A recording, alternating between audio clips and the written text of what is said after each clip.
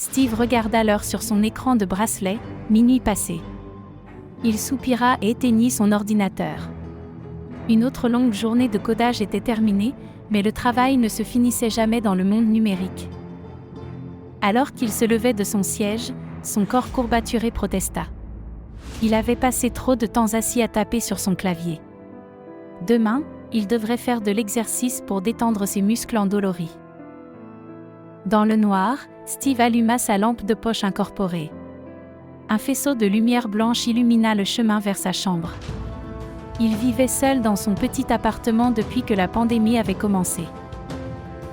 Arrivé dans sa chambre, Steve jeta un coup d'œil autour de lui, vérifiant les coins sombres comme toujours. On n'était jamais trop prudent de nos jours, surtout la nuit.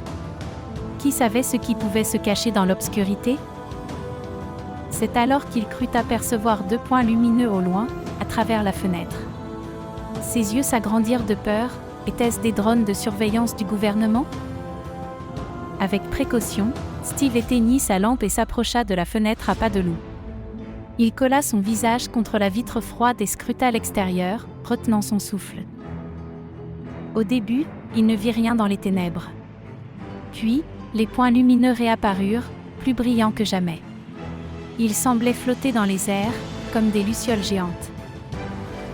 Le cœur battant, Steve activa la vision nocturne intégrée dans sa rétine.